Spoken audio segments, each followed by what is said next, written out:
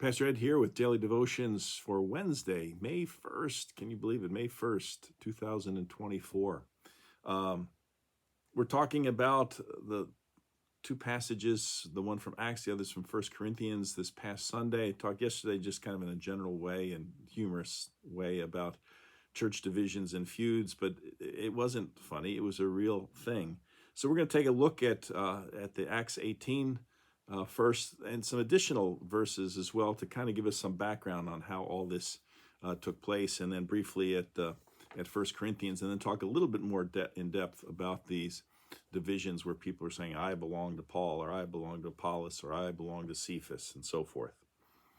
The first reading that we had on Sunday was Acts 18, 1 through 4, where we're told that Paul left Athens and went to Corinth, and there he found a Jew named Aquila, who was a native of Pontus, who had recently come from Italy with his wife Priscilla, because Claudius the emperor had ordered them all to leave Rome. And so there he was in Corinth, and this is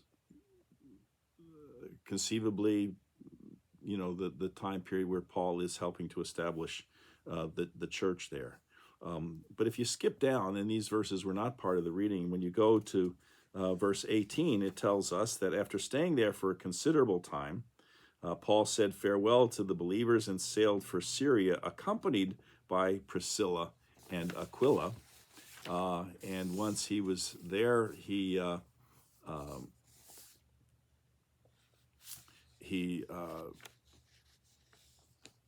when he reached Ephesus, he left them there, but first he went into the synagogue and talked about other people, and then he set sail from Ephesus.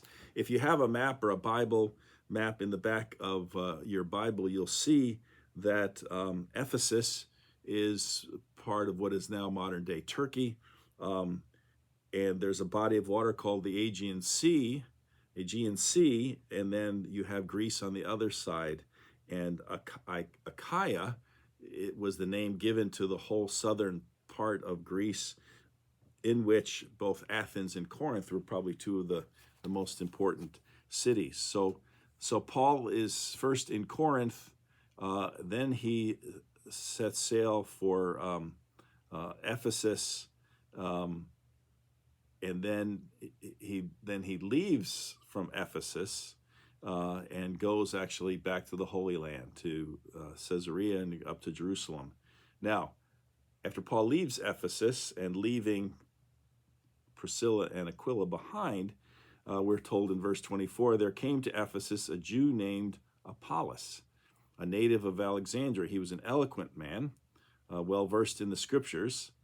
He had been instructed in the way of the Lord. He spoke with burning enthusiasm, taught accurately the things concerning Jesus, though he knew only the baptism of John. We're told he began to speak boldly in the synagogue, but when Priscilla and Aquila heard him, they took him aside and explained to him the way of God more accurately. And so he apparently was quite an accomplished preacher and teacher. And then from Ephesus, he wanted to cross over west to Achaia, which is where Corinth is located. And while Apollos now is in Corinth, Paul is kind of coming back through the interior and arrives back in Ephesus. All of which to say is that Paul starts in Corinth and then he works his way east.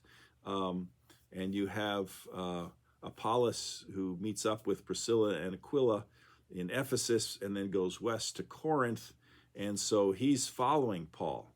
And so that's where you have the thing where Paul says in 1 Corinthians 3, talking about the church in Corinth, that I planted and Apollos watered, but God gave the growth. In other words, Paul got the church established, got it started, then he left, but then Apollos came and kind of built on what Paul had started.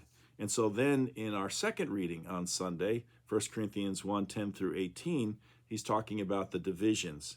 And what he says is, what I mean is that each of you says, I belong to Paul, or I belong to Apollos, or I belong to Cephas, or I belong to Christ. And he says, has Christ been divided? Was Paul crucified for you? Were you baptized in the name of Paul? It bothered him that there were these factions being created, that people identified with these leaders, and that's not at all what Paul was about. He elsewhere, and I talked about this on Sunday, said, I came preaching nothing among you except Christ and him crucified. A good example of that, and somebody who took this very same approach, was Martin Luther. In Luther's day, he ignited a movement in the church that became known as the Reformation, and people actually started to call themselves Lutherans because they agreed with him and they followed his teachings. Now, I've heard somewhere that it was kind of a derogatory term that his enemies actually gave his followers, but it stuck, and people referred to them in that way. But Luther would have none of it. Like Paul before him, in his 1522 writing Admonition Against Insurrection, Luther said, I ask that my name be left silent and people not call themselves Lutheran, but rather Christians. Who is Luther? The doctrine's not mine. I have been crucified for no one. St. Paul, he says in 1 Corinthians 3, 4 through 5, which we were talking about, would not suffer that Christians should call themselves of Paul or of Peter, but Christian. How should I, says Luther, a poor stinking bag of worms, become so that the children of Christ are named with my unholy name? It should not be, dear friends. Let us extinguish all factious names and be called Christians, whose doctrine we have. So like Paul before him, Luther took this very same approach. Don't call yourselves Lutherans. Well, fortunately, it stuck. But the point was, much the way Paul said, was I crucified for you? Is it my gospel?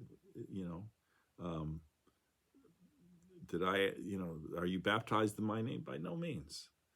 But we should call ourselves Christians. We're going to talk a little bit more about those factions and divisions tomorrow. Until then, take care. Have a great day. We'll see you then. Bye.